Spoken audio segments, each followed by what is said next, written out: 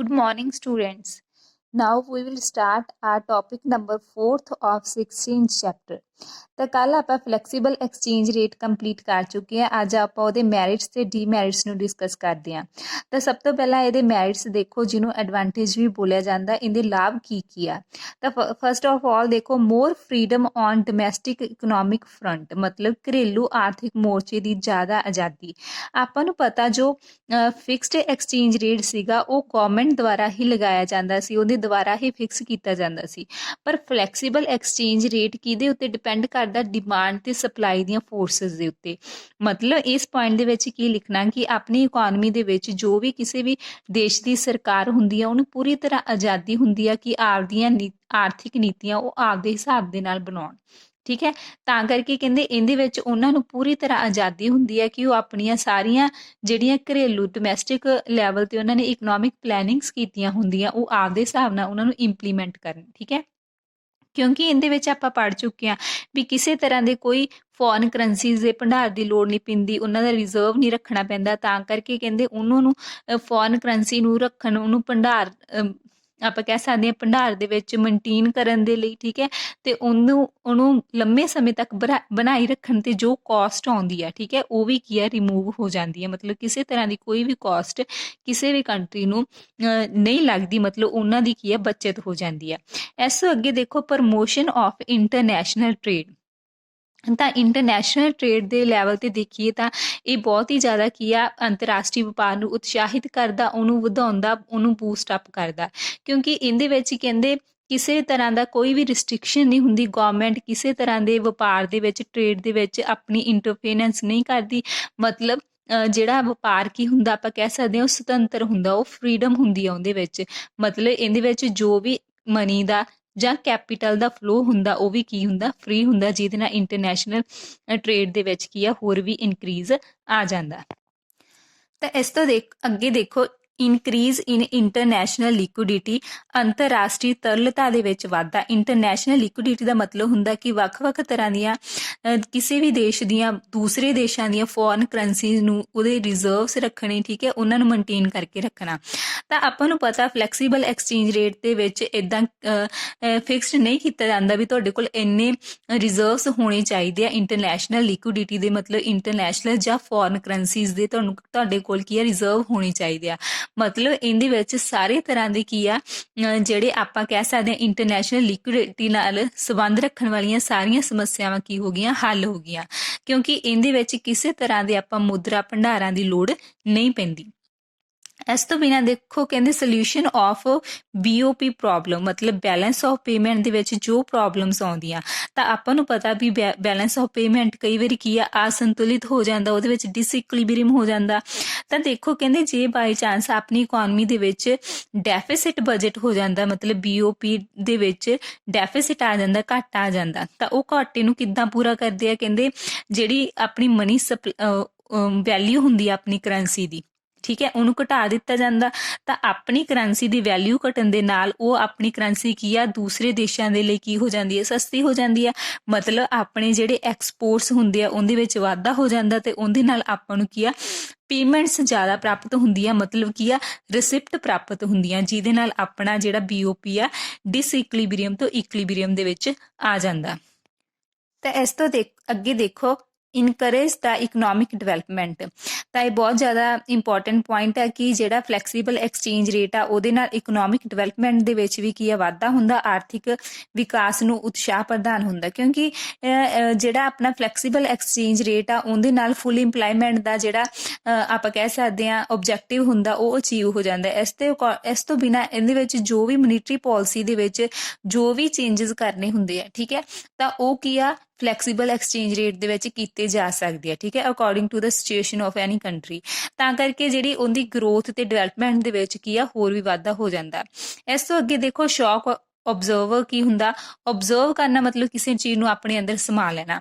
ਸ਼ੌਕ ਮਤਲਬ ਕਿਸੇ ਤਰ੍ਹਾਂ ਦੇ ਕੋਈ ਵੀ ਸਦਮੇ ਜਾਂ ਫਿਰ ਕੋਈ ਵੀ ਬੈਡ ਇਫੈਕਟ ਕਹਿ ਸਕਦੇ ਹਾਂ, ਠੀਕ ਹੈ, ਆਪਣੀ ਕੰਟਰੀ ਤੇ ਪੈਂਦਾ, ਤਾਂ ਉਹਦੇ ਤੋਂ ਕੀ ਆ, ਫਲੈਕਸੀਬਲ ਐਕਸਚੇਂਜ ਰੇਟ ਉਹਨਾਂ ਦਾ ਬਚਾਅ ਕਰਦਾ। ਤਾਂ ਦੇਖੋ ਕਹਿੰਦੇ ਜਿਹੜਾ ਫਿਕਸਡ ਐਕਸਚੇਂਜ ਰੇਟ ਸੀ ਉਹਦੇ ਵਿੱਚ ਇੱਦਾਂ ਕੀ ਸੀ ਪੋਸੀਬਲ ਨਹੀਂ ਹੋ ਸਕਦਾ ਸੀਗਾ। ਕਹਿੰਦੇ ਜੇ ਹੋਰ ਕਿਸੇ ਕੰਟਰੀਜ਼ ਦੇ ਵਿੱਚ ਕੀ ਆ ਕਿਸੇ ਤਰ੍ਹਾਂ ਦੀ ਇਨਫਲੇਸ਼ਨ ਜਾਂ ਡੀਫਲੇਸ਼ਨ ਆਉਂਦੀ ਆ ਤਾਂ ਉਹਦਾ ਬੁਰਾ ਪ੍ਰਭਾਵ ਆਪਣੀ ਕੰਟਰੀ 'ਤੇ ਵੀ ਪੈਂਦਾ ਸੀ। ਪਰ ਫਿਕਸਡ ਜਿਹੜਾ ਫਲੈਕਸੀਬਲ ਐਕਸਚੇਂਜ ਰੇਟ ਆ ਉਹੀ ਜਿਹੜੇ ਆਪਣੇ ਬੈਡ ਇਫੈਕਟ ਪੈਂਦੇ ਆ, ਜੋ ਬੈਡ ਐਡਵਰਸਲੀ ਇਫੈਕਟ ਹੁੰਦੀ ਆ ਆਪਣੀ ਇਕੋਨਮੀ, ਤਾਂ ਉਹਨਾਂ ਤੋਂ ਕੀ ਕਰਦਾ, ਸੁਰੱਖਿਆ ਕਰਦਾ। ਠੀਕ ਹੈ, ਤੇ ਇਸ ਤਰ੍ਹਾਂ ਇਹ ਇਹਦੇ ਕੀ ਹੋ ਗਏ ਪੋਜ਼ਿਟਿਵ ਪੁਆਇੰਟਸ ਹੋ ਗਏ ਸਾਰੇ ਕਿ ਇਹਦੇ ਮੈਰਿਟਸ ਕੀ ਆ ਫਲੈਕਸੀਬਲ ਐਕਸਚੇਂਜ ਰੇਟ ਦੇ। ਇਸ ਤੋਂ ਬਾਅਦ ਆਪਾਂ ਡਿਸਕਸ ਕਰਦੇ ਹਾਂ ਕਿ demerits of flexible exchange rate. Flexible exchange rate ਆ ਉਹਦੀਆਂ ਹਾਨੀਆਂ ਕੀ ਆ। ਤਾਂ ਸਭ ਤੋਂ ਪਹਿਲਾਂ ਦੇਖੋ ਇਨਸਟੇਬਿਲਿਟੀ ਮਤਲਬ ਅਸਥਿਰਤਾ ਆਉਂਦੀ ਹੈ ਇਹਦੇ ਵਿੱਚ। ਆਪਾਂ ਨੂੰ ਪਤਾ ਫਲੈਕਸੀਬਲ ਐਕਸਚੇਂਜ ਰੇਟ ਦੇ ਵਿੱਚ ਬਹੁਤ ਸਾਰੀਆਂ ਫਲਕਚੁਏਸ਼ਨਸ ਆਉਂਦੀਆਂ, ਉਤਾਰ ਚੜਾਵ ਆਉਂਦੀਆਂ, ਜਿਹਦੇ ਨਾਲ ਇਕੋਨਮੀ ਦੇ ਵਿੱਚ ਕੀ ਆ ਇਨਸਟੇਬਿਲਿਟੀ ਦਾ ਅਨਸਰਟੇਨਟੀ ਦੀ ਕੰਡੀਸ਼ਨ ਬਣੀ ਰਹਿੰਦੀ ਹੈ, ਜਿਹਦੇ ਨਾਲ ਬਹੁਤ ਵੱਡੇ ਪੱਧਰ ਤੇ ਆਪਣਾ ਇੰਟਰਨੈਸ਼ਨਲ ਟ੍ਰੇਡ ਤੇ ਫੋਰਨ ਇਨਵੈਸਟਮੈਂਟ ਕੀ ਆ ਪ੍ਰਭਾਵਿਤ ਹੁੰਦੀ ਆ। ਲੰਮੇ ਸਮੇਂ ਤੇ ਕਹਿੰਦੇ ਜਿਹੜੇ ਐਕਸਪੋਰਟ ਤੇ ਇੰਪੋਰਟ ਐਗਰੀਮੈਂਟਸ ਹੁੰਦੇ ਆ, ਆਪਾਂ ਨੂੰ ਪਤਾ ਕਿਉਂਕਿ ਇਨਸਟੇਬਲ ਕੰਡੀਸ਼ਨਸ ਆ, ਕੋਈ ਵੀ ਚੇਂਜ ਹੋ ਸਕਦਾ, ਐਕਸਚੇਂਜ ਰੇਟ ਵੱਧ ਵੀ ਸਕਦਾ, ਘੱਟ ਵੀ ਸਕਦਾ, ਉਹਨਾਂ ਨੂੰ ਜ਼ਿਆਦਾ ਲਾਸ ਦਾ ਸਾਹਮਣਾ ਵੀ ਕਰਨਾ ਪੈ ਸਕਦਾ, ਤਾਂ ਕਰਕੇ ਆਪਣੀ ਇਕੋਨਮੀ ਦੇ ਵਿੱਚ ਇਹਦੇ ਨਾਲ ਕੀ ਆ ਇਨਸਟੇਬਿਲਿਟੀ ਆ ਜਾਂਦੀ ਆ। ਇਹਦੇ ਨਾਲ ਹੀ ਪੁਆਇੰਟ ਜੁੜਿਆ ਹੋਇਆ ਕਿ adverse effect on the economic structure, ਕਿ ਆਰਥਿਕ ਢਾਂਚੇ ਦੇ ਉੱਤੇ ਕੀ ਆ ਇਹਦਾ ਉਲਟਾ ਪ੍ਰਭਾਵ ਵੀ ਪੈ ਸਕਦਾ। ਆਪਾਂ ਨੂੰ ਪਤਾ ਵੀ ਫਲੈਕਸੀਬਲ ਐਕਸਚੇਂਜ ਰੇਟ ਦਾ ਕੀ ਆ, ਇਹਦੇ ਵਿੱਚ ਕਈ ਤਰ੍ਹਾਂ ਦੀਆਂ ਫਲਕਚੁਏਸ਼ਨਸ ਆਉਂਦੀਆਂ ਜੋ ਆਪਣੀ ਦੇਸ਼ ਦੇ ਉੱਤੇ ਐਡਵਰਸ ਇਫੈਕਟ ਪਾਉਂਦੀਆਂ। ਕਹਿੰਦੇ ਫਲਕਚੁਏਸ਼ਨਸ ਆਉਣ ਦੇ ਨਾਲ ਕੀ ਆ ਪ੍ਰਾਈਜ਼ਸ ਅਪ ਹੋ ਜਾਂਦੇ ਆ, ਡਾਊਨ ਹੋ ਜਾਂਦੇ ਆ, ਜਿਹਦੇ ਨਾਲ ਇੰਪੋਰਟ ਕੀ ਜਿਹੜੀਆਂ ਚੀਜ਼ਾਂ ਇੰਪੋਰਟ ਤੇ ਐਕਸਪੋਰਟ ਕੀਤੀਆਂ ਜਾਂਦੀਆਂ ਉਹਨਾਂ ਦੇ ਉੱਤੇ ਕੀ ਆ ਬੈਡ ਇਫੈਕਟ ਪੈਂਦਾ। ਜਦੋਂ ਇਹੀ ਆਪਣੇ ਇੰਪੋਰਟਸ ਤੇ ਐਕਸਪੋਰਟ ਤੇ ਆਪਣੇ ਤੇ ਬੁਰਾ ਪ੍ਰਭਾਵ ਪੈਂਦਾ ਤੇ ਓਬਵੀਅਸ ਆ ਵੀ ਆਪਣੀ ਇਕੋਨਮੀ ਦੇ ਸਟਰਕਚਰ ਦੇ ਉੱਤੇ, ਢਾਂਚੇ ਦੇ ਉੱਤੇ ਵੀ ਐਡਵਰਸ ਇਫੈਕਟ ਪਊਗਾ। ਇਸ ਤੋਂ ਅੱਗੇ ਦੇਖੋ ਅਨਵਾਂਟਡ ਕੈਪੀਟਲ ਮੂਵਮੈਂਟਸ। ਆਪਾਂ ਨੂੰ ਪਤਾ ਵੀ ਫਲੈਕਸੀਬਲ ਐਕਸਚੇਂਜ ਰੇਟ ਹੋਣ ਕਰਕੇ ਤਾਂ ਸਾਰੀਆਂ ਮੂਵਮੈਂਟਸ ਕੀ ਆ ਫ੍ਰੀਲੀ ਹੋ ਸਕਦੀਆਂ। ਮਤਲਬ ਜਿਹੜੀਆਂ ਮੂਵਮੈਂਟਸ ਆਪਾਂ ਨੂੰ ਅਨਵਾਂਟਡ ਆ, ਅਣਚਾਹੀਆਂ ਹੋਈਆਂ, ਜਿਨ੍ਹਾਂ ਨੂੰ ਆਪਾਂ ਨਹੀਂ ਚਾਹੁੰਦੇ, ਤਾਂ ਉਹ ਵੀ ਮੂਵਮੈਂਟਸ ਇਹਦੇ ਵਿੱਚ ਕੀ ਆ ਪੋਸੀਬਲ ਹੁੰਦੀਆਂ, ਜਿਹਦੇ ਨਾਲ ਵੱਡੇ ਲੈਵਲ ਦੇ ਉੱਤੇ ਸੱਟੇਬਾਜ਼ੀ ਦੇ ਵਿੱਚ ਵਾਧਾ ਹੁੰਦਾ। ਠੀਕ ਹੈ, ਆਪਣੀ ਕੰਟਰੀ ਦੇ ਵਿੱਚ ਵੱਡੇ ਲੈਵਲ ਤੇ ਆਊਟਫਲੋ ਤੇ ਇਨਫਲੋ ਹੁੰਦਾ। ਲਾਰਜ ਸਕੇਲ ਤੇ ਕਹਿੰਦੇ ਆਪਣੇ ਜਿਹੜੇ ਕੈਪੀਟਲ ਫਲੋਜ਼ ਹੋਣ ਲੱਗ ਜਾਂਦੇ ਆ, ਜੋ ਆਪਣੀ ਇਕੋਨਮੀ ਦੇ ਉੱਤੇ ਅੱਗੇ ਜਾ ਕੇ ਕੀ ਆ ਬੈਡ ਇੰਪੈਕਟ ਪਾਉਂਦੇ ਆ। ਇਸ ਤੋਂ ਅੱਗੇ ਦੇਖੋ ਇਨਫਲੇਸ਼ਨਰੀ ਬਾਇਸ ਦਾ, ਤਾਂ ਇਹਦਾ ਅਗਲਾ ਕੀ ਆ ਬੈਡ ਇੰਪੈਕਟ ਇਹੀ ਆ ਕਿ ਇਹਦੇ ਨਾਲ ਕੀ ਆ ਜਿਹੜੇ ਪ੍ਰਾਈਜ਼ਸ ਆ ਉਹ ਇਨਕਰੀਜ਼ ਹੋਣ ਲੱਗ ਜਾਂਦੇ ਆ ਹੋਮ ਕੰਟਰੀ ਦੇ। ਠੀਕ ਹੈ, ਮਤਲਬ ਉਹਦੇ ਵਿੱਚ ਕੀ ਆ ਇਨਫਲੇਸ਼ਨ ਆਉਣ ਲੱਗ ਜਾਂਦੀ ਆ, ਕਿਉਂਕਿ ਇਹਦੇ ਵਿੱਚ ਕੀ ਆ ਬਹੁਤ ਸਾਰੀਆਂ ਫਰੀਡਮਸ ਹੋਣ ਕਰਕੇ ਜੇ ਕਈ ਵਾਰੀ ਕੀ ਹੁੰਦੇ ਆ ਪ੍ਰਾਈਜ਼ਸ ਵਧਣ ਲੱਗ ਜਾਂਦੇ ਆ ਤੇ ਆਪਣੀ ਜਿਹੜੀ ਕਰੰਸੀ ਆ ਉਹ ਡੈਪਰੀਸ਼ੀਏਟ ਹੋ ਜਾਂਦੀ ਹੈ। ਠੀਕ ਹੈ, ਉਹਦੇ ਵਿੱਚ ਡੈਪਰੀਸ਼ੀਏਸ਼ਨ ਆ ਜਾਂਦੀ ਹੈ, ਮਤਲਬ ਉਹਨਾਂ ਦਾ ਮੁੱਲ ਕੀ ਆ ਘਟ ਜਾਂਦਾ। ਉਹ ਘਟਣ ਦੇ ਨਾਲ ਕਹਿੰਦੇ ਇਸ ਤੋਂ ਬਿਨਾਂ ਕਹਿੰਦੇ ਜਦੋਂ ਉਹ ਲਗਾਤਾਰ ਡੈਪਰੀਸ਼ੀਏਸ਼ਨ ਆਈ ਜਾਂਦੀ ਹੈ ਕਰੰਸੀ ਦੇ ਵਿੱਚ, ਉਹਦੇ ਨਾਲ ਕੀ ਆ ਇੰਪੋਰਟ ਦੇ ਵਿੱਚ ਇਨਕਰੀਜ਼ ਹੋ ਜਾਂਦੇ ਆ, ਇੰਪੋਰਟ ਦੇ ਜਿਹੜੇ ਪ੍ਰਾਈਜ਼ਸ ਆ ਠੀਕ ਹੈ ਉਹਦੇ ਵਿੱਚ ਕੀ ਆ ਵਾਧਾ ਆਉਣ ਲੱਗ ਜਾਂਦਾ, ਜਿਹਦੇ ਨਾਲ ਕੀ ਆ ਇਨਫਲੇਸ਼ਨ ਆਉਂਦੀ ਹੈ ਜੋ ਆਪਣੀ ਕੰਟਰੀ ਤੇ ਬੈਡ ਇੰਪੈਕਟ ਪਾਉਂਦੀ ਹੈ। ਇਸ ਤੋਂ ਅੱਗੇ ਦੇਖੋ ਗ੍ਰੇਟਰ ਸਕੋਪ ਆਫ ਸਪੈਕੂਲੇਸ਼ਨ। ਠੀਕ ਹੈ, ਤਾਂ ਕੱਲ ਵੀ ਪੜਿਆ ਸੀਗਾ ਆਪਾਂ ਕਿ ਇੱਕ ਤਰ੍ਹਾਂ ਦੀ ਸੱਟਾਬਾਜ਼ੀ ਆ। ਠੀਕ ਹੈ, ਉਹਦੇ ਵਿੱਚ ਕੀ ਆ ਫਿਕਸਡ ਐਕਸਚੇਂਜ ਰੇਟ 'ਚ ਉਹਨੂੰ ਪੂਰੀ ਤਰ੍ਹਾਂ ਅਵੋਇਡ ਕੀਤਾ ਜਾਂਦਾ ਕਿਉਂਕਿ ਪ੍ਰਾਈਜ਼ ਸਟੇਬਲ ਹੁੰਦੇ ਆ, ਪਰ ਫਲੈਕਸੀਬਲ ਦੇ ਵਿੱਚ ਕੀ ਆ ਪ੍ਰਾਈਜ਼ਸ ਕੀ ਆ ਉਹਦੇ ਵਿੱਚ ਉਤਾਰ ਚੜਾਵ ਆਉਂਦੇ ਰਹਿੰਦੇ ਆ, ਕਦੇ ਉਹ ਵੱਧ ਜਾਂਦੇ ਆ, ਕਦੇ ਉਹ ਘਟ ਜਾਂਦੇ ਆ, ਜਿਹਦੇ ਨਾਲ ਕੀ ਆ ਜਿਹੜੇ ਸੱਟੇਬਾਜ਼ੀ ਦਾ ਪ੍ਰਭਾਵ ਆਪਣੀ ਇਕੋਨਮੀ ਦੇ ਵਿੱਚ ਜ਼ਿਆਦਾ ਪੈਣ ਲੱਗ ਜਾਂਦਾ। ਉਹਦੇ ਨਾਲ ਕੀ ਆ ਆਪਣੇ ਸਮਾਜਿਕ ਕਲਿਆਣ ਦੇ ਉੱਤੇ ਤੇ ਇਕੋਨਮੀ ਉੱਤੇ ਠੀਕ ਹੈ ਬੈਡ ਇੰਪੈਕਟ ਪੈਂਦਾ। ਤਾਂ ਇਸ ਤੋਂ ਅੱਗੇ ਲਾਸਟ ਪੁਆਇੰਟ ਕੀ ਹੈ ਨਾਟ ਐ ਜੈਨੂਅਨ ਐਕਸਚੇਂਜ ਰੇਟ ਸਿਸਟਮ, ਮਤਲਬ ਇਹ ਇੱਕ ਅਸਲ ਵਟਾਂਦਰਾ ਦਰ ਪ੍ਰਣਾਲੀ ਨਹੀਂ ਹੈਗੀ ਕਿਉਂਕਿ ਇਹਦੇ ਵਿੱਚ ਕੀ ਆ ਬਹੁਤ ਸਾਰੀਆਂ ਕੀ ਆ ਆਪਾਂ ਦੇਖਿਆ ਵੀ ਫ੍ਰੀਲੀ ਮੂਵਮੈਂਟਸ ਹੁੰਦੀਆਂ। ਠੀਕ ਹੈ, ਉਤਾਰ ਚੜਾਵ ਆਉਂਦੇ ਆ, ਜਿਹਦੇ ਨਾਲ ਕੀ ਆ ਆਪਣੀ ਇਕੋਨਮੀ ਦੇ ਉੱਤੇ ਐਡਵਰਸ ਇਫੈਕਟ ਪੈਂਦੇ ਆ। ਮਤਲਬ ਇਹ ਆਪਣਾ ਅਸਰ ਲੋਕਾਂ ਦੇ ਵੈਲਫੇਅਰ ਦੇ ਉੱਤੇ, ਵਰਲਡ ਟ੍ਰੇਡ ਉੱਤੇ ਅਸਰ ਪਾਉਂਦੀ ਹੈ। ਇਸ ਤੋਂ ਬਿਨਾਂ ਇੰਟਰਨੈਸ਼ਨਲ ਸਪੈਸ਼ਲਾਈਜੇਸ਼ਨ ਉਹਨੂੰ ਘੱਟ ਕਰਦੀ ਆ। ਕਿਸੇ ਵੀ ਦੇਸ਼ ਦੀਆਂ ਜਿਹੜੀਆਂ ਉਹਦੇ ਮਾਰਕੀਟਸ ਹੁੰਦੀ ਆ ਠੀਕ ਹੈ ਉਹਨਾਂ ਨੂੰ ਡਿਵਾਈਡ ਕਰਦੀ ਆ, ਵਰਲਡ ਦੀ ਇਕੋਨਮੀ ਨੂੰ ਕੀ ਆ ਛੋਟੇ ਛੋਟੇ ਟੁਕੜਿਆਂ ਦੇ ਵਿੱਚ ਵੰਡ ਦਿੰਦੀ ਆ। ਉਹਦੇ ਨਾਲ ਕਹਿੰਦੇ ਕਿਸੇ ਵੀ ਵਰਲਡ ਇਕੋਨਮੀ ਦੇ ਵਿੱਚ ਇੱਕ ਸਟੇਬਲ ਯੂਨਿਟ ਆਫ ਅਕਾਊਂਟ ਨਹੀਂ ਰਹਿੰਦੀ, ਉਹਦੇ ਵਿੱਚ ਸਟੋਰ ਆਫ ਵੈਲਿਊ ਸਟੇਬਲ ਨਹੀਂ ਰਹਿੰਦੀ। ਇਹਦੇ ਨਾਲ ਸਟੈਂਡਰਡ ਆਫ ਡਿਫਰਡ ਪੇਮੈਂਟਸ ਵਾਲੇ ਕੋਈ ਵੀ ਪੁਆਇੰਟ ਕੀ ਆ ਸਟੇਬਲ ਨਹੀਂ ਰਹਿੰਦਾ। ਠੀਕ ਹੈ, ਮਤਲਬ ਇਹਦੇ ਵਿੱਚ ਕੀ ਆ ਬਹੁਤ ਸਾਰੀਆਂ ਕਮੀਆਂ ਪਾਈਆਂ ਜਾਂਦੀਆਂ। ਤਾਂ ਇਸ ਤੋਂ ਅਗਲਾ ਟੌਪਿਕ ਦੇਖੋ ਜੋ ਆਪਣੇ ਸਿਲੇਬਸ ਦੇ ਅਕੋਰਡਿੰਗ ਬਣਦਾ ਕਿ ਫੋਰਨ ਐਕਸਚੇਂਜ ਮਾਰਕੀਟ ਕੀ ਆ, ਵਿਦੇਸ਼ੀ ਮੁਦਰਾ ਬਾਜ਼ਾਰ ਕੀ ਆ। ਤਾਂ ਨਾਮ ਤੋਂ ਹੀ ਹੁਣ ਆਪਾਂ ਪਹਿਲਾਂ ਵੀ ਪੜ੍ਹ ਚੁੱਕੇ ਹਾਂ ਲੈਸਨ ਦੇ ਵਿੱਚ, ਇਹ ਕਲੀਅਰ ਹੋ ਜਾਂਦਾ ਕਿ ਫੋਰਨ ਐਕਸਚੇਂਜ ਕੀ ਆ, ਵਿਦੇਸ਼ੀ ਕਰੰਸੀ ਆ, ਫੋਰਨ ਦੀਆਂ ਕਰੰਸੀਜ਼ ਆ। ਤਾਂ ਉਹਨਾਂ ਦਾ ਬਾਜ਼ਾਰ ਮਤਲਬ ਜਿੱਥੇ ਵਿਦੇਸ਼ੀ ਕਰੰਸੀਆਂ ਦੀ ਖਰੀਦ ਵੇਚ ਹੁੰਦੀ ਹੈ, ਠੀਕ ਹੈ, ਉੱਥੇ ਕੀ ਆ, ਉਹਨਾਂ ਨੂੰ ਐਕਸਚੇਂਜ ਕੀਤਾ ਜਾਂਦਾ, ਉਹਨਾਂ ਦਾ ਵਪਾਰ ਕੀਤਾ ਜਾਂਦਾ, ਜੋ ਆਪਸ ਦੇ ਵਿੱਚ ਕੀ ਆ ਕਨਵਰਟ ਕੀਤੀਆਂ ਜਾਂਦੀਆਂ, ਠੀਕ ਹੈ। ਉਹ ਵਾਲੀ ਮਾਰਕੀਟ ਨੂੰ, ਉਹ ਵਾਲੇ ਬਾਜ਼ਾਰ ਨੂੰ ਫੋਰਨ ਐਕਸਚੇਂਜ ਮਾਰਕੀਟ ਬੋਲਦੇ ਆ।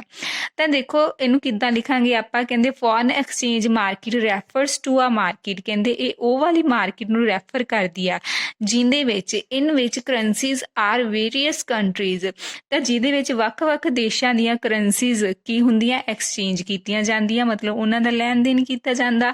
ਟ੍ਰੇਡਡ ਮਤਲਬ ਉਹਨਾਂ ਦਾ ਵਪਾਰ ਕੀਤਾ ਜਾਂਦਾ, ਉਹ ਖਰੀਦੀਆਂ ਤੇ ਵੇਚੀਆਂ ਜਾਂਦੀਆਂ। ਇਸ ਤੋਂ ਬਿਨਾਂ ਉਹਨਾਂ ਨੂੰ ਆਪਸ ਦੇ ਵਿੱਚ ਕਨਵਰਟ ਕੀਤਾ ਜਾਂਦਾ। ਤਾਂ ਉਹ ਵਾਲੀ ਮਾਰਕੀਟ ਨੂੰ ਕੀ ਬੋਲਦੇ ਆ, ਫੋਰਨ ਐਕਸਚੇਂਜ ਮਾਰਕੀਟ ਬੋਲਦੇ ਆ। ਤਾਂ ਇਸ ਤੋਂ ਅੱਗੇ ਦੇਖੋ, ਕਹਿੰਦੇ ਜਿਹੜੀ ਫੋਰਨ ਐਕਸਚੇਂਜ ਮਾਰਕੀਟ ਆ ਉਹ ਕੋਈ ਵੀ ਇੱਕ ਫਿਜ਼ੀਕਲ ਪਲੇਸ ਨਹੀਂ ਹੁੰਦੀ, ਮਤਲਬ ਕੋਈ ਉਹ ਇੱਕ ਤਰ੍ਹਾਂ ਦਾ ਬਾਜ਼ਾਰ ਨਹੀਂ ਹੁੰਦਾ ਵੀ ਉਹ ਇੱਕ ਪਲੇਸ ਤੇ ਹੋਵੇ, ਠੀਕ ਹੈ। ਪਰ ਇਹ ਕਹਿੰਦੇ ਫੋਰਨ ਐਕਸਚੇਂਜ ਮਾਰਕੀਟ ਉਹ ਹੁੰਦੀ ਹੈ ਜਿਹੜੀ ਇੰਟਰਨੈਟ ਦੇ ਥਰੂ ਆਪਸ ਦੇ ਵਿੱਚ ਕੀ ਹੈ ਕਮਿਊਨੀਕੇਟ ਕਰਦੀ ਹੈ, ਮਤਲਬ ਕੀ ਆ ਸੰਚਾਰ ਦੇ ਸਾਧਨਾਂ ਦੇ ਰਾਹੀਂ, ਠੀਕ ਹੈ, ਕਮਿਊਨੀਕੇਸ਼ਨ ਸਿਸਟਮ ਦੇ ਰਾਹੀਂ ਆਪਸ ਦੇ ਵਿੱਚ, ਠੀਕ ਹੈ, ਜੋ ਬੈਂਕਸ ਹੋ ਗਏ, ਡੀਲਰਸ ਹੋ ਗਏ, ਗਵਰਨਮੈਂਟਸ ਹੋ ਗਈਆਂ, ਆਪਦੇ ਕੀ ਆ ਲੈਣ ਦੇਣ ਕਰਦੇ ਆ, ਮੁਦਰਾ ਜੋ ਕਰੰਸੀਜ਼ ਹੁੰਦੀਆਂ ਉਹਨਾਂ ਦਾ ਟ੍ਰੇਡ ਕਰਦੇ ਆ, ਉਹਨਾਂ ਨੂੰ ਕਨਵਰਟ ਕਰਦੇ ਆ, ਉਹਨਾਂ ਨੂੰ ਆਪਾਂ ਕਹਿ ਸਕਦੇ ਹਾਂ ਐਕਸਚੇਂਜ ਕਰਦੇ ਆ। ਤਾਂ ਉਹ ਵਾਲੀ ਮਾਰਕੀਟ ਨੂੰ ਕੀ ਬੋਲਦੇ ਆ, ਫੋਰਨ ਐਕਸਚੇਂਜ ਰੇਟ ਮਾਰਕੀਟ ਜਾਂ ਫੋਰਨ ਐਕਸਚੇਂਜ ਮਾਰਕੀਟ ਬੋਲਦੇ ਆ। ਇਸ ਤੋਂ ਬਿਨਾਂ ਦੇਖੋ ਕਹਿੰਦੇ ਇਹਦੇ ਮੇਨ ਫੰਕਸ਼ਨਸ ਕੀ ਆ ਫੋਰਨ ਐਕਸਚੇਂਜ ਮਾਰਕੀਟ ਦੇ। ਤਾਂ ਫਰਸਟ ਫੰਕਸ਼ਨ ਕੀ ਆ, ਟ੍ਰਾਂਸਫਰ ਫੰਕਸ਼ਨ। ਤਾਂ ਪਹਿਲਾਂ ਇਹਦਾ ਕੀ ਆ, ਟ੍ਰਾਂਸਫਰ ਦਾ ਕੰਮ ਕਰਦਾ ਵਾ, ਠੀਕ ਹੈ, ਮਤਲਬ transfer the value of foreign exchange ਔਰ currencies across the different countries of the world. ਤਾਂ ਸਭ ਤੋਂ ਪਹਿਲਾਂ ਕੰਮ ਇਹਦਾ ਕੀ ਆ, ਜੇ ਕਿਸੇ ਕਹਿੰਦੇ ਸਾਰੇ ਸੰਸਾਰ ਦੇ ਵਿੱਚ ਕਹਿੰਦੇ ਬਹੁਤ ਸਾਰੀਆਂ ਕੰਟਰੀਜ਼ ਆਪਸ ਦੇ ਵਿੱਚ ਜੋ ਵੀ ਕਰੰਸੀਜ਼ ਨੂੰ ਫੋਰਨ ਐਕਸਚੇਂਜ ਨੂੰ ਮਤਲਬ ਵੱਖ-ਵੱਖ ਤਰ੍ਹਾਂ ਦੀਆਂ ਕਰੰਸੀਜ਼ ਨੂੰ ਆਪਣੇ ਦੇਸ਼ ਦੇ ਵਿੱਚ ਭੇਜਦੇ ਆ ਜਾਂ ਮੰਗਵਾਉਂਦੇ ਆ, ਤਾਂ ਉਹ ਵਾਲਾ ਕੰਮ ਕਿਹਦੇ ਦੁਆਰਾ ਕੀਤਾ ਜਾਂਦਾ, ਫੋਰਨ ਐਕਸਚੇਂਜ ਮਾਰਕੀਟ ਦੁਆਰਾ ਕੀਤਾ ਜਾਂਦਾ। ਇਹ ਦਾ ਕੀ ਆ, ਮੇਨ ਫੰਕਸ਼ਨ ਆ। ਇਸ ਤੋਂ ਬਿਨਾਂ ਦੇਖੋ ਹੈਜਿੰਗ ਫੰਕਸ਼ਨ ਕੀਤੇ ਜਾਂਦੇ ਆ, ਜਿਹਨੂੰ ਚਾਹ ਦਾ ਕੰਮ ਕਿਹਾ ਜਾਂਦਾ। ਹੈਜਿੰਗ ਦਾ ਮਤਲਬ ਹੁੰਦਾ ਕਿਸੇ ਵੀ ਤਰ੍ਹਾਂ ਦੇ ਰਿਸਕ ਨੂੰ ਘੱਟ ਕਰਨਾ, ਮਤਲਬ ਕਿਸੇ ਵੀ ਤਰ੍ਹਾਂ ਦੇ ਜੋਖਿਮ ਆ ਉਹਨਾਂ ਦੇ ਵਿੱਚ ਬਚਾਅ ਕੀਤਾ ਜਾਂਦਾ। ਇਹਦੇ ਵਿੱਚ ਕਹਿੰਦੇ ਜੇ ਫੋਰ ਐਗਜ਼ਾਮਪਲ 2 ਕੰਟਰੀਜ਼ ਆ ਉਹ ਆਪਸ ਦੇ ਵਿੱਚ ਕੋਈ ਐਗਰੀਮੈਂਟ ਕਰ ਰਹੀਆਂ, ਤਾਂ ਉਹ ਐਗਰੀਮੈਂਟ ਇਸ ਤਰ੍ਹਾਂ ਦਾ ਹੋਊਗਾ ਜਿਹਦੇ ਨਾਲ ਕੀ ਆ ਉਹਨਾਂ ਦਾ ਰਿਸਕ ਘੱਟ ਹੋਵੇ, ਠੀਕ ਹੈ, ਤੇ ਨਾ ਹੀ ਜ਼ਿਆਦਾ ਉਹਨਾਂ ਨੂੰ ਲਾਸ ਹੋਵੇ ਤੇ ਨਾ ਹੀ ਜ਼ਿਆਦਾ ਪ੍ਰੋਫਿਟ ਹੋਊ। ਮਤਲਬ ਜਿਹੜੇ ਐਗਰੀਮੈਂਟਸ ਆ ਉਹ ਇਸ ਸਿਚੁਏਸ਼ਨ ਦੇ ਵਿੱਚ ਕੀਤੇ ਜਾਂਦੇ ਆ ਵੀ ਜਿਹਦੇ ਨਾਲ ਕੀ ਆ ਕਿਸੇ ਵੀ ਕੰਟਰੀ ਨੂੰ ਬਹੁਤ ਜ਼ਿਆਦਾ ਕੀ ਆ ਘਾਟੇ ਦਾ ਸਾਹਮਣਾ ਨਾ ਕਰਨਾ ਪਵੇ। ਮਤਲਬ ਕੀ ਆ, ਕਹਿੰਦੇ hedging implies the protection against a risk related to the fluctuations in the exchange market. ਮਤਲਬ ਐਕਸਚੇਂਜ ਰੇਟ ਦੇ ਵਿੱਚ ਕਹਿੰਦੇ ਜੋ ਵੀ ਉਤਾਰ ਚੜਾਵ ਆਉਂਦੇ ਆ, ਠੀਕ ਹੈ, ਉਹਨਾਂ ਨਾਲ ਜੋ ਵੀ ਰਿਸਕ ਹੁੰਦੇ ਆ ਉਹਨਾਂ ਨੂੰ ਕੀ ਆ ਪ੍ਰੋਟੈਕਟ ਕਰਨ ਦੇ ਲਈ ਜੋ ਕਾਰਜ ਕੀਤਾ ਜਾਂਦਾ ਉਹ ਕੀ ਆ, ਹੈਜਿੰਗ ਫੰਕਸ਼ਨ ਉਹਨੂੰ ਬੋਲਿਆ ਜਾਂਦਾ। ਹੈਜਿੰਗ ਫੰਕਸ਼ਨ ਵੀ ਇਹਦਾ ਕੀ ਆ, ਇੱਕ ਮੁੱਖ ਕੰਮ ਆ। ਤਾਂ ਇਸ ਤੋਂ ਅੱਗੇ ਦੇਖੋ ਥਰਡ ਕੀ ਆ, ਕ੍ਰੈਡਿਟ ਫੰਕਸ਼ਨ, ਉਧਾਰ ਦਾ ਕੰਮ। ਤਾਂ ਇਹਦਾ ਕੀ ਹੈ, ਮੇਨ ਫੰਕਸ਼ਨ ਆ ਕਹਿੰਦੇ ਅੰਤਰਰਾਸ਼ਟਰੀ ਵਪਾਰ ਦੇ ਵਿੱਚ ਵਾਧਾ ਕਰਨ ਦੇ ਲਈ ਕਹਿੰਦੇ ਉਧਾਰ ਦੀ ਸੇਵਾ ਉਪਲਬਧ ਕਰਵਾਈ ਜਾਂਦੀ ਹੈ। ਮਤਲਬ ਇੰਪੋਰਟ ਕਰਨ ਦੇ ਲਈ, ਐਕਸਪੋਰਟ ਕਰਨ ਦੇ ਲਈ ਫੋਰਨ ਐਕਸਚੇਂਜ ਨੂੰ ਫਾਈਨਾਂਸ ਕੀਤਾ ਜਾਂਦਾ। ਮਤਲਬ ਜੇ ਕਿਸੇ ਦਾ ਕਿਸੇ ਤਰ੍ਹਾਂ ਦਾ ਕਿਸੇ ਕਿਸਮ ਦਾ ਜੇ ਕਿਸੇ ਨੇ ਕੀ ਆ ਕ੍ਰੈਡਿਟ ਲੈਣਾ, ਮਤਲਬ ਪੈਸਾ ਉਧਾਰ ਤੇ ਲੈਣਾ, ਠੀਕ ਹੈ, ਤਾਂ ਉਹਨਾਂ ਕੰਟਰੀਜ਼ ਨੂੰ ਕੀ ਆ ਪ੍ਰੋਵਾਈਡ ਕੀਤਾ ਜਾਂਦਾ। ਤਾਂ ਦੇਖੋ ਕਹਿੰਦੇ ਉਧਾਰ ਦੀ ਸੇਵਾ ਉਪਲਬਧ ਕਰਨਾ ਵੀ ਇਸ ਬਾਜ਼ਾਰ ਦਾ ਮੁੱਖ ਕੰਮ ਆ। ਇਸ ਤਰ੍ਹਾਂ ਕੀ ਆ, ਇਹ ਆਪਣੇ ਜਿਹੜੇ 3 ਫੰਕਸ਼ਨ ਆ ਇਹਦੇ ਮੇਨ ਫੰਕਸ਼ਨ ਆ ਫੋਰਨ ਐਕਸਚੇਂਜ ਮਾਰਕੀਟ ਦੇ ਜਿਹੜੇ ਕਰਦੀ ਆ। ਤਾਂ ਫਸਟ ਦੇਖੋ ਦੁਬਾਰਾ ਟ੍ਰਾਂਸਫਰ ਆਫ ਫੰਕਸ਼ਨ, ਠੀਕ ਹੈ, ਟ੍ਰਾਂਸਫਰ ਫੰਕਸ਼ਨਸ ਜਿਹਨੂੰ ਬੋਲਦੇ ਆ, ਹੈਜਿੰਗ ਫੰਕਸ਼ਨ ਤੇ ਲਾਸਟ ਵਨ ਕੀ ਆ, ਕ੍ਰੈਡਿਟ ਫੰਕਸ਼ਨ। ਇਸ ਤੋਂ ਅੱਗੇ ਐਪਰੀਸ਼ੀਏਸ਼ਨ ਐਂਡ ਡੈਪਰੀਸ਼ੀਏਸ਼ਨ ਆਫ ਕਰੰਸੀਜ਼, ਇਹ ਆਪਣਾ ਸਿਲੇਬਸ ਦਾ ਪਾਰਟ ਨਹੀਂ ਹੈਗਾ ਪਰ ਫਿਰ ਵੀ ਇਹਦੇ ਮੀਨਿੰਗਸ ਆ ਸਕਦੇ ਆ। ਤਾਂ ਦੇਖੋ ਐਪਰੀਸ਼ੀਏਸ਼ਨ ਐਂਡ ਡੈਪਰੀਸ਼ੀਏਸ਼ਨ ਆਫ ਕਰੰਸੀਜ਼ ਕੀ ਹੁੰਦਾ। ਸਭ ਤੋਂ ਪਹਿਲਾਂ ਐਪਰੀਸ਼ੀਏਟ ਕਰਨਾ ਮਤਲਬ ਕਿਸੇ ਚੀਜ਼ ਦੀ ਵੈਲਿਊ ਨੂੰ ਵਧਾ ਦੇਣਾ, ਤੇ ਡੈਪਰੀਸ਼ੀਏਟ ਕਰਨਾ ਕਿਸੇ ਚੀਜ਼ ਦੀ ਵੈਲਿਊ ਨੂੰ ਘਟਾ ਦੇਣਾ। ਕਲੀਅਰ। ਤਾਂ ਦੇਖੋ ਹੁਣ ਆਪਾਂ ਇਹਨੂੰ ਡੀਪਲੀ ਪੜ੍ਹਦੇ ਹਾਂ ਕਿ ਐਪਰੀਸ਼ੀਏਸ਼ਨ ਦਾ ਮੀਨਿੰਗ ਕੀ ਹੈ। Appreciation of a currency means the increase in its value in the terms of another foreign currency. ਕਹਿੰਦੇ ਕਿਸੇ ਹੋਰ ਦੇਸ਼ ਦੀ ਕਰੰਸੀ ਦੇ ਮੁਕਾਬਲੇ ਆਪਣੇ ਦੇਸ਼ ਦੀ ਕਰੰਸੀ ਦੀ ਵੈਲਿਊ ਨੂੰ ਕੀ ਕਰ ਦੇਣਾ, ਇਨਕਰੀਜ਼ ਕਰ ਦੇਣਾ, ਵਧਾ ਦੇਣਾ। ਇਹਨੂੰ ਕੀ ਬੋਲਦੇ ਆ, ਐਪਰੀਸ਼ੀਏਸ਼ਨ ਬੋਲਦੇ ਆ। ਤਾਂ ਦੇਖੋ ਕਹਿੰਦੇ ਮੁਦਰਾ ਦੇ ਮੁੱਲ ਦੇ ਵਿੱਚ ਵਾਧੇ ਦਾ ਭਾਵ ਇਸ ਮੁਦਰਾ ਦਾ ਦੂਜੀ ਮੁਦਰਾ ਦੇ ਰੂਪ ਦੇ ਵਿੱਚ ਮੁੱਲ ਨੂੰ ਕੀ ਕਰ ਦੇਣਾ, ਵਧਾ ਦੇਣਾ। ਠੀਕ ਹੈ। ਫੋਰ ਐਗਜ਼ਾਮਪਲ ਜੇ ਆਪਾਂ ਇਹਦੀ ਐਗਜ਼ਾਮਪਲ ਲਈਏ ਕਿ ਇੱਕ USA ਡਾਲਰ ਦੇ ਵਿੱਚ ਪਹਿਲਾਂ ਕੀ ਆ 46 ਰੁਪੀਜ਼ ਆਉਂਦੀ ਸੀ, ਹੁਣ after the appreciation of home currency ਤਾਂ ਇਹਦੇ ਵਿੱਚ ਕੀ ਹੋਊਗਾ, ਇੱਕ USA ਡਾਲਰ ਕਿੰਨੇ ਰੁਪੀਜ਼ ਦਾ ਹੋ ਜਾਊਗਾ, 45 ਰੁਪੀਜ਼ ਦਾ। ਮਤਲਬ ਪਹਿਲਾਂ ਨਾਲੋਂ ਆਪਣੇ ਦੇਸ਼ ਦੀ ਕਰੰਸੀ ਆ ਜਿਹੜੀ ਉਹ ਕੀ ਆ, ਸਟਰੋਂਗ ਹੋ ਗਈ। ਠੀਕ ਹੈ। ਮਤਲਬ ਵਿਦੇਸ਼ਾਂ ਦੇ ਮੁਕਾਬਲੇ ਆਪਣੇ ਦੇਸ਼ ਦੀ ਕਰੰਸੀ ਦੀ ਵੈਲਿਊ ਨੂੰ ਕੀ ਕੀਤਾ ਗਿਆ, ਵਧਾ ਦਿੱਤਾ ਗਿਆ, ਐਪਰੀਸ਼ੀਏਟ ਕੀਤਾ ਗਿਆ। ਇਹਨੂੰ ਕੀ ਬੋਲਦੇ ਆ, ਐਪਰੀਸ਼ੀਏਸ਼ਨ ਆਫ ਹੋਮ ਕਰੰਸੀ। ਜਾਂ ਆਪਾਂ ਬੋਲਾਂਗੇ ਕਿ Indian rupee is said to appreciate. ਠੀਕ ਹੈ। ਤਾਂ ਦੇਖੋ ਕਹਿੰਦੇ ਜੇਕਰ ਰੁਪਏ ਦੇ ਮੁੱਲ ਦੇ ਵਿੱਚ ਡਾਲਰ ਦੇ ਮੁਕਾਬਲੇ, ਦੇਖੋ $1 ਦੇ ਮੁਕਾਬਲੇ ਪਹਿਲਾਂ ਕੀ ਸੀਗਾ, ਉਹ 46 ਰੁਪਏ ਸੀ, ਇਸ ਤੋਂ 45 ਰੁਪਏ ਹੋ ਜਾਂਦਾ ਹੈ। ਤਾਂ ਭਾਰਤੀ ਰੁਪਏ ਦੇ ਮੁੱਲ ਦੇ ਵਿੱਚ ਕੀ ਕਿਹਾ ਜਾਂਦਾ, ਵੀ ਵਾਧਾ ਹੋ ਗਿਆ। ਇਹਨੂੰ ਹੀ ਐਪਰੀਸ਼ੀਏਸ਼ਨ ਕਿਹਾ ਜਾਂਦਾ। ਤਾਂ ਇਸ ਤੋਂ ਬਿਲਕੁਲ ਉਲਟ ਕੀ ਆ, ਡੈਪਰੀਸ਼ੀਏਸ਼ਨ ਕੀ ਆ, ਮੁਦਰਾ ਦੇ ਮੁੱਲ ਦੀ ਘਿਸਾਵਟ। ਮਤਲਬ ਕੀ ਆ, ਡੈਪਰੀਸ਼ੀਏਸ਼ਨ ਆਫ ਅ ਕਰੰਸੀ ਮੀਨਸ ਆ decrease in its value in the terms of another foreign exchange ਜਾਂ ਫੋਰਨ ਕਰੰਸੀ। ਤਾਂ ਮੁਦਰਾ ਦੇ ਮੁੱਲ ਦੇ ਵਿੱਚ ਦੂਸਰੀ ਮੁਦਰਾ ਦੇ ਮੁਕਾਬਲੇ ਕਮੀ ਆ ਜਾਣਾ। ਮਤਲਬ ਕੀ ਆ, ਕਿਸੇ ਬਾਕੀ ਦੇਸ਼ਾਂ ਦੀ ਫੋਰਨ ਕਰੰਸੀ ਦੇ ਮੁਕਾਬਲੇ ਕਹਿੰਦੇ ਆਪਣੇ ਦੇਸ਼ ਦੀ ਕਰੰਸੀ ਦੀ ਵੈਲਿਊ ਕੀ ਹੋ ਜਾਣਾ, ਡਿਕਰੀਜ਼ ਹੋ ਜਾਣਾ, ਘਟ ਜਾਣਾ। ਇਹਨੂੰ ਕੀ ਬੋਲਦੇ ਆ, ਡੈਪਰੀਸ਼ੀਏਸ਼ਨ ਬੋਲਦੇ ਆ। ਤਾਂ ਫੋਰ ਐਗਜ਼ਾਮਪਲ ਦੇਖੋ ਪਹਿਲਾਂ USA ਡਾਲਰ ਦੇ ਵਿੱਚ ਕਿੰਨੇ ਰੁਪੀਜ਼ ਆਉਂਦੇ ਸੀ, 46 ਰੁਪੀਜ਼ ਆਉਂਦੇ ਸੀ ਆਫਟਰ ਡੈਪਰੀਸ਼ੀਏਸ਼ਨ। ਠੀਕ ਹੈ। ਤਾਂ ਇੱਕ USA ਡਾਲਰ ਦੇ ਵਿੱਚ ਹੁਣ ਕਿੰਨੇ ਰੁਪੀਜ਼ ਆਉਣਗੇ, 47 ਰੁਪੀਜ਼ ਆਉਣਗੇ।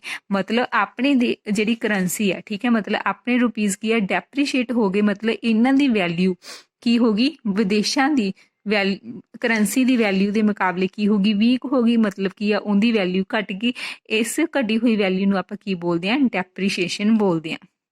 ਤਾਂ ਇਸ ਤੋਂ ਅਗਲਾ ਪੁਆਇੰਟ ਕੀ ਆ, ਡੀਵੈਲਿਊਏਸ਼ਨ। ਜਮਾਂ ਸੇਮ ਪੁਆਇੰਟ ਆ, ਡੈਪਰੀਸ਼ੀਏਸ਼ਨ ਵਾਂਗੂ ਹੀ ਕੀ ਆ, ਪਰ ਡੀਵੈਲਿਊਏਸ਼ਨ ਦੇ ਵਿੱਚ ਕੀ ਹੁੰਦਾ, ਇਹਦੇ ਵਿੱਚ ਵੀ ਕਿਸੇ ਕਰੰਸੀ ਦੀ ਵੈਲਿਊ ਨੂੰ ਕੀ ਆ, ਘਟਾ ਦਿੱਤਾ ਜਾਂਦਾ। ਪਰ ਇਹਦੇ ਵਿੱਚ ਮੇਨ ਡਿਫਰੈਂਸ ਆਹੀ ਆ ਕਿ ਗਵਰਨਮੈਂਟ ਦੁਆਰਾ ਜਾਣ ਬੁੱਝ ਕੇ, ਗਵਰਨਮੈਂਟ ਦੁਆਰਾ ਜਾਂ RBI ਦੁਆਰਾ ਜਾਣ ਬੁੱਝ ਕੇ ਜਦੋਂ ਕਹਿੰਦੇ ਆਪਣੇ ਦੇਸ਼ ਦੀ ਕਰੰਸੀ ਨੂੰ ਕੀ ਕੀਤਾ ਜਾਂਦਾ, ਉਹਦੀ ਵੈਲਿਊ ਨੂੰ ਘਟਾ ਦਿੱਤਾ ਜਾਂਦਾ। ਮਤਲਬ ਪਹਿਲਾਂ ਕੀ ਆ, $1 45 ਰੁਪੀਜ਼ ਦੇ ਬਰਾਬਰ ਸੀ, ਹੁਣ $1 ਕੀ ਆ, 50 ਰੁਪਏ ਦੇ ਬਰਾਬਰ ਆ। ਇਹਨੂੰ ਕੀ ਬੋਲਿਆ ਜਾਂਦਾ, ਜਾਣ ਬੁੱਝ ਕੇ ਕਹਿੰਦੇ ਜੇ RBI ਨੇ ਜਾਂ ਗਵਰਨਮੈਂਟ ਨੇ ਆਪਣੇ ਦੇਸ਼ ਦੀ ਵੈਲਿਊ ਨੂੰ ਘਟਾਇਆ ਹੋਵੇ ਤਾਂ ਉਹਨੂੰ ਬੋਲਦੇ ਆ ਡੀਵੈਲਿਊਏਸ਼ਨ ਕਰਨਾ, ਡੀਵੈਲਿਊਏਸ਼ਨ ਆਫ ਹੋਮ ਕਰੰਸੀ। ਠੀਕ ਹੈ। ਤਾਂ ਇਹ ਫਿਕਸਡ ਐਕਸਚੇਂਜ ਰੇਟ ਦੇ ਵਿੱਚ ਪੋਸੀਬਲ ਹੁੰਦੀ ਸੀ। ਤਾਂ ਔਨ ਦਾ ਅਦਰ ਹੈਂਡ ਜਿਹੜੀਆਂ ਡੈਪਰੀਸ਼ੀਏਸ਼ਨ ਤੇ ਐਪਰੀਸ਼ੀਏਸ਼ਨ ਆ, ਉਹ ਕੀ ਆ, ਜਿਹੜੇ ਫਲੈਕਸੀਬਲ ਐਕਸਚੇਂਜ ਰੇਟ ਆ ਉਹਦੇ ਵਿੱਚ ਕੀ ਆ, ਆਪਣੇ ਆਪ ਹੀ ਆ ਜਾਂਦੀਆਂ, ਕਿਉਂਕਿ ਉਹਦੇ ਵਿੱਚ ਦੋ ਫੋਰਸਿਸ ਕੰਮ ਕਰਦੀਆਂ, ਜਿਹੜੀਆਂ ਡਿਮਾਂਡ ਤੇ ਸਪਲਾਈ। ਕਲੀਅਰ। ਤਾਂ ਇਸ ਤੋਂ ਅੱਗੇ ਦੇਖੋ ਰੀਵੈਲਿਊਏਸ਼ਨ ਕੀ ਆ, ਕਹਿੰਦੇ if a country rises the value of its currency in the terms of foreign currency.